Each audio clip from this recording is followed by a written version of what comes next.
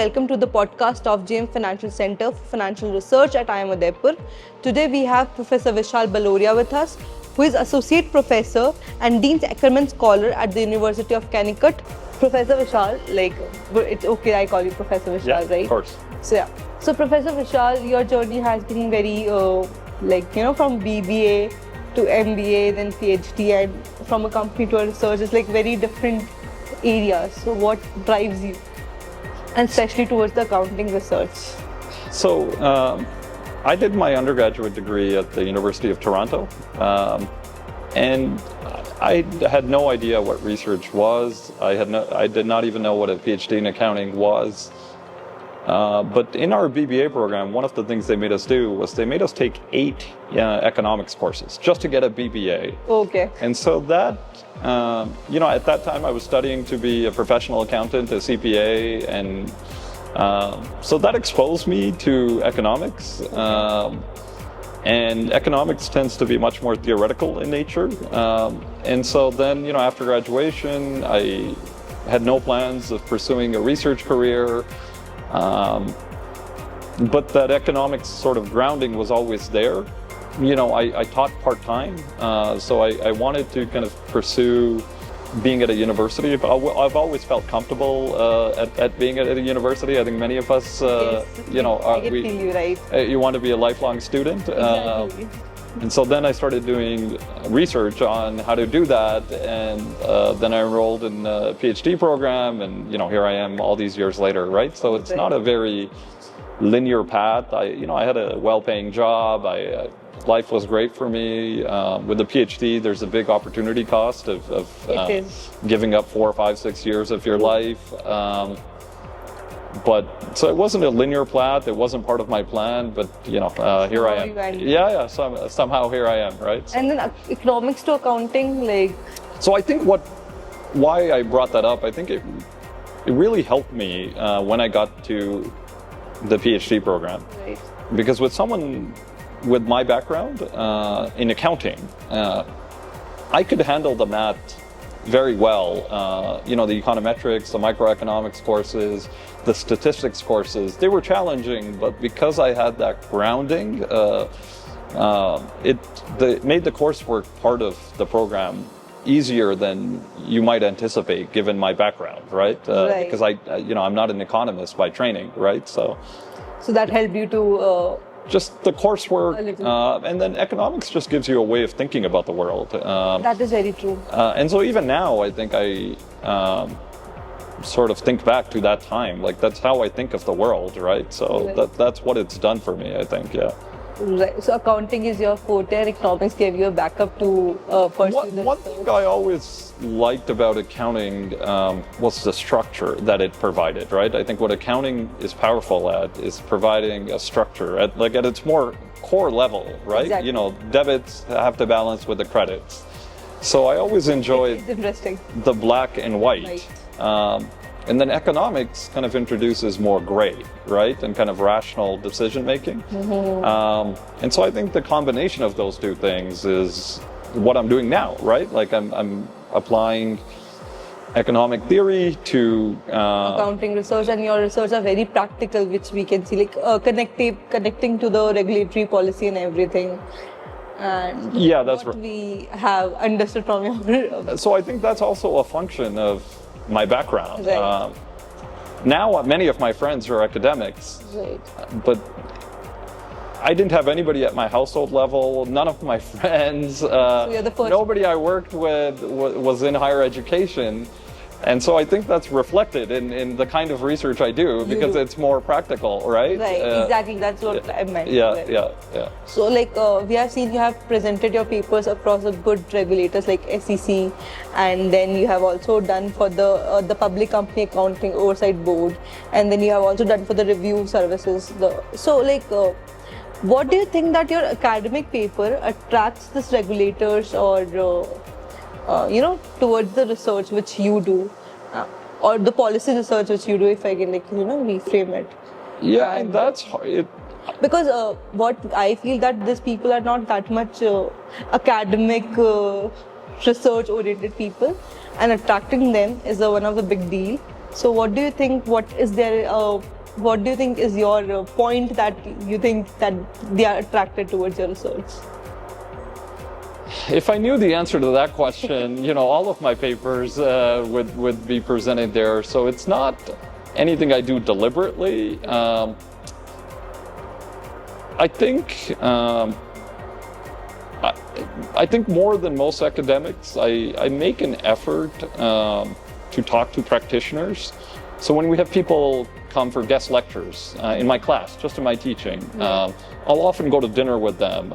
Likewise, I'll spend some time in Washington, D.C., which is where all of these regulators are, just informally, no particular purpose. Like, I don't have any particular purpose. But you get the ideas. Exactly. In talking to them, you get an understanding of what it is that's on top of their mind, and then 2-3 years later, I might write a paper on that topic. So it's not... When I have these conversations, I don't have any particular purpose in mind. So, I mean, over my life, I've probably had, maybe 100 conversations with practitioners or policymakers, only 3 or 4 of which have led to, research projects. But when I go to joint conferences where there's practitioners, I'll sit, and academics, I won't sit beside academics. I'll make a point to. So I think that's really the main thing, making an effort. I think, like talking to people, to just talking to people, and from that, I think it just sort of somehow naturally, once in a while, finds its way. So you're from your practical insights, your accounting love, and then looking to the policy, what policymaker is thinking, and regulator is thinking about the policies or anything about that area. You just have an instinct that this can work out as, can be useful, a practical research, academic practical research, which can be attract the regulators and policymakers to read it and might... Yeah, because they're a lot like us. What I got from the conversation. They're a lot like us, right? I mean, in research, I have questions, I'm looking for answers. Right. It's the same thing with policymakers. They have questions, they're looking for answers, and the same thing with practitioners, right? So you're making their work easier, like you're giving them answers from your perspective, academic help. Yeah, because with research, policymakers focused on a very narrow topic. Practitioners just focused on what's in front of them. Exactly. In research, we have the privilege of taking like a bird's eye view, right? Like a very broad perspective. Yes. So I think in the same way that I enjoy hearing about their narrow perspective, I think they enjoy hearing about our broad perspective. And so I've always found that in these conversations, they're very curious, in the same way that you and I might be curious, right. Because they're also looking for answers, right? And we might have some of the answers they're looking for. They have some of the answers that we're looking for. So it just starts with trying to converse, right? Yeah. Getting the points which are useful for us and which are useful for them. Yeah. Do you find any difference when you give a lecture to a policymaker or like in such a big institute and to a normal PhD scholar or like in academic? Yeah. I mean, I would. The question might be very different, which they raise and which we raise. Yeah. So the analogy I would give is. So as accountants, if you're having a conversation with the CFO, who's also an accountant, you would speak in a certain way, right? Right. If you're having a conversation with the board, you would speak in a very different way because they don't have the subject matter expertise. For sure. So in the same way, like as an academic, I don't think the policymakers or the practitioners are interested in our methods or the details of, how I'm addressing endogeneity. They're interested much more, they're not even really interested in our theory. It's much more the core insight. And so, it's how you package the message is very different for an academic audience than for a practitioner audience. I think of them as more like the board. They just want to, what is the point, right? What is the core point? What is the core insight? Don't beat out the bush, just give us the point which you're making out of your response. Yeah, and then our credibility as academics, they take as given that we've applied appropriate methods. They must be more interested in the application side more than the theoretical side, which like or even the method side, right? Side. Okay. Whereas in a research seminar, that's all we talk about, right? The theory and the methods, right? Exactly. Yep. So yeah, that's quite insightful. Like, so as you're editor at the Contemporary Account Journal, and you're also on the board of the TAR. So what do you like? What do you think is a how do you separate a paper which is selected and which is not selected? Or you can say that what separates a paper, like what bring out that unique thing which you look in a paper, which should be in a TAR or a CAR kind of journal? As an editor, in my view, most of the work is really in the front end, in the back end. So I spent a lot of time thinking about who I will ask to review the paper. Okay. And so typically you want people that are subject matter experts in the topic at hand, and whose opinion you trust. Because in some sense, as an editor, you're outsourcing the decision to the judgment of the reviewers. And so I spent a lot of time reading the paper, thinking about who works in this area. So when I first get asked to handle a paper, I spent a lot of time thinking about who would be appropriate reviewers. Okay. And then on the back end, they make recommendations. I will on occasion overturn their recommendations if I know something about the topic. If I really know something about the topic versus general interest sort of understanding. But often I'll rely on their expert judgment because they're closer to the subject of the paper, and they've probably spent more time reading and thinking about the paper than I have. What determines which papers are selected? It's sort of universal values. It really comes down to the question. Like, is the question something that's of interest, either to academics, to practitioners, to policymakers, ideally more than one of those groups. Right. And then does it move the needle enough? Okay. Is it a big enough insight? Rigor, you could say? Rigor as well. So initially, I think in giving a revise and resubmit decision, it's really about the research question. The rigor takes care of itself in the review process, right? Because these papers go multiple rounds. And so those combination, basically, the research question, how impactful to the broader audience? Because, journals also have incentives to publish the best papers that they can. For sure. They want their papers to be read and cited. And then they rely on their editors and their referees to police the rigor, right? I mean, the methodological rigor. Right. And that naturally happens in accounting research through the review process, right? Because reviewers will push you to make the paper better. And often that's on the method element, right? So. Okay. Yeah. So you have a single author paper in one of the top journals. So when it's very rare to see a single author in the top journal. So when you write a paper, what is your thought process that, do you think that it should be in top journal only, or you first decide the journal and then you write the paper, or how do you select the journal? How do I select the journal? Yeah, how do you go about from your idea to getting into a journal, like single author? How should we, because it's very early, maybe it's early in our career, so it's very confusing how to start and where to go and what to do. So anything that way. So I mean, what I tell our PhD students, what I would tell any PhD scholar is try to focus your efforts on the inputs. Fall in love with the process, just the day-to-day improving your ideas, improving the methods, improving the contribution, and let the output sort of take care of itself. I found that when I try to kind of manage the output, it does not go as, these journals that we're talking about have rejection rates of 92%. So extremely high rejection rates. So what I encourage our PhD students is to just, focus on the day-to-day, try to fall in love with the process. And then when the paper is as good as you can make it, use the resources, ask your colleagues to read it, ask senior people. I still have mentors I talk to on a monthly basis for advice on my papers, on my career, on my teaching. We're privileged that way. We have people that, either at our home institution or elsewhere that have done what each of us is trying to do.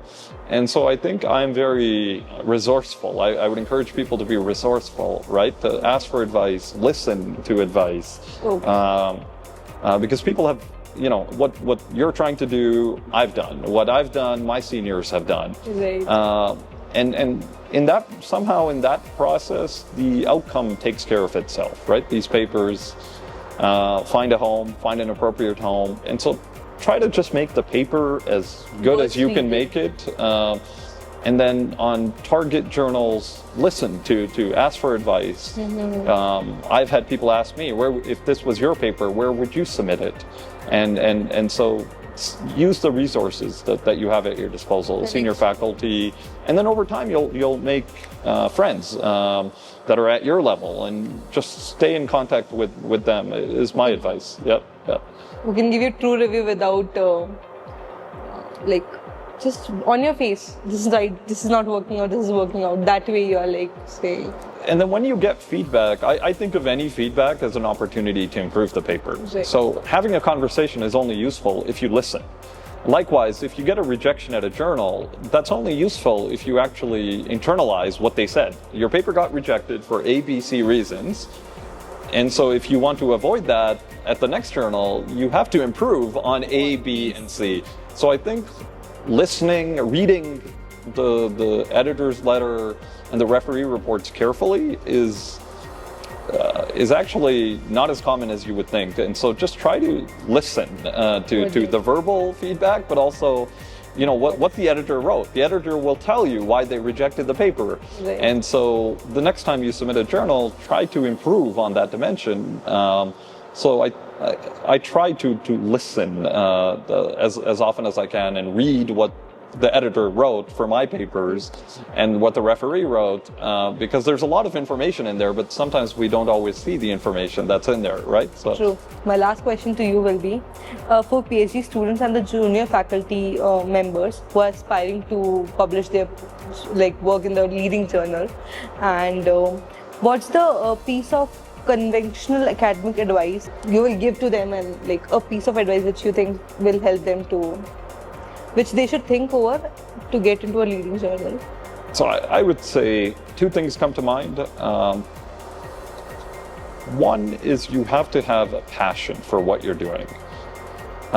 Before you can begin the journey of trying to convince an editor and 2 referees, you have to convince yourself that what you're doing is worth your time, is worth other people's time, and that can take years. And so you have to have this deep-seated belief in what you're working in.